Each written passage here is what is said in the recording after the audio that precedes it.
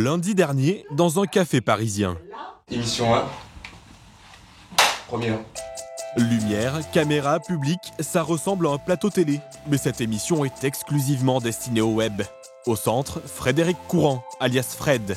L'animateur ressuscite ses pas sorciers. Je connaissais peu Internet et je trouve qu'Internet est passionnant parce qu'on a une palette plus large finalement qu'en télé. Nom de code, l'Esprit Sorcier, un site gratuit. Pas de copier-coller du concept télé, mais une écriture adaptée au net. Chaque semaine, la rédaction propose un nouveau dossier. Et pour ce premier numéro, nous vous emmenons à la découverte de notre atmosphère.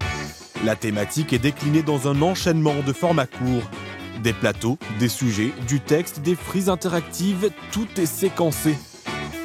Je vous voyais hocher de la tête, dire oui, oui. C'est une question complexe. Moi, j'ai plein d'amis qui sont sportifs, qui sont profs de sport et qui ont des sinus pris toute la journée quand il y a des pics de pollution. On est loin du temps du camion de Fred et Jamy.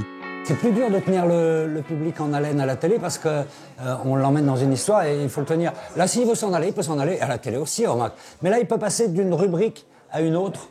Il est un peu plus libre. C'est pas sorcier, 11 années de vulgarisation scientifique sur France 3. 103 000 € pour produire une émission, 350 000 téléspectateurs en 2012.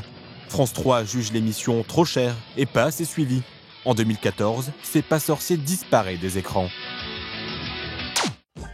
Tout de suite, l'idée de revenir sur Internet émerge et ce sont les internautes qui vont soutenir le projet en financement participatif. Ça a joué sur deux plans. Bien évidemment, le premier plan est un plan financier. C'est évident qu'on a dépassé les 120 000 €. C'est quelque chose, c'est pas rien, c'est une belle somme. Et aussi, ça a permis de fédérer et de relancer toute une communauté, tous les réseaux sociaux. Et ça, c'est aussi formidable. Le crowdfunding, c'est pour lever le capital, finalement, pour relancer l'émission. L'abonnement, c'est une logique à plus long terme. C'est comment on va faire, sur une certaine durée, vivre cette émission et comment on va lui permettre d'être rentable. Expérience concluante pour Arrêt sur Image. Côté antenne, 12 années sur France 5, 6,6% de part de marché pour la saison 2006-2007. Et à la fin de la saison, déprogrammation. En 2008, Arrêt sur Image revient en ligne. Bonjour, guerre dans les médias, médias dans la guerre, mais aussi guerre contre les médias. Pour faire vivre l'émission web et le site d'information, pas de pub ni de partenariat. Le site repose uniquement sur les abonnements, 3,50 € par mois. On considère qu'une information exigeante, complète, le plus fiable possible, ça a un coût. Voilà, il y a des journalistes, il faut les payer. Et que j'aime mieux qu'on dépende de nos abonnés, si vous voulez, plutôt que de la pub qui nous lancerait dans une espèce de course au clic, au sujet qui marche. Déprogrammé aussi l'an dernier, Cam Clash, l'émission qui dénonce les discriminations en caméra cachée. Et vous dites rien? Raison évoquée par la chaîne, des audiences insuffisantes, 137 000 téléspectateurs en moyenne. Malgré tout, pendant 3 saisons, l'émission a trouvé son public en replay sur YouTube. Jusqu'à 1,5 million de vues, comme pour cette séquence. Vous savez bien que c'est pas bien de mettre ça. Il y a des endroits où on va vous demander de l'enlever.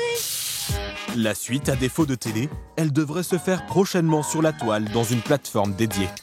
Si on fait une télé d'aussi bonne qualité, alors l'audience, finalement, va suivre et qu'on pourra avoir une audience aussi, voire plus importante encore en ligne. Si ça marche vraiment très bien sur le web, ça augmentera vos chances d'être reprogrammés dans le futur à la télévision.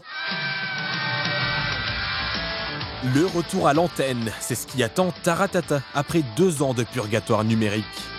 Bienvenue dans Taratata. 20 ans à la télé pour l'émission culte de découverte musicale.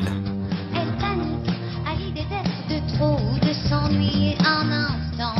Mais l'émission est en perte de vitesse, moins de 200 000 téléspectateurs en moyenne en 2012. Clap de fin pour l'émission. Passage contraint et forcé sur le web alors, où un numéro de Taratata atteint 1,5 million de vues. Internet, un moyen de faire vivre la marque, et les maisons de disques jouent le jeu. On n'arrête pas de travailler avec les gens de Taratata avec qui on bosse depuis des années, sous prétexte qu'ils ont plus de canal hertzien. Moi, je suis très content que Taratata revienne à la télé. D'ailleurs, j'étais très content qu'ils restent Taratata sur le web aussi, pendant qu'ils étaient sur le web. Plus il y a de place, mieux on se porte. Retour de Taratata le 20 octobre sur France 2 pour la 500e pour s'installer en mensuel. Et j'en suis extrêmement reconnaissant.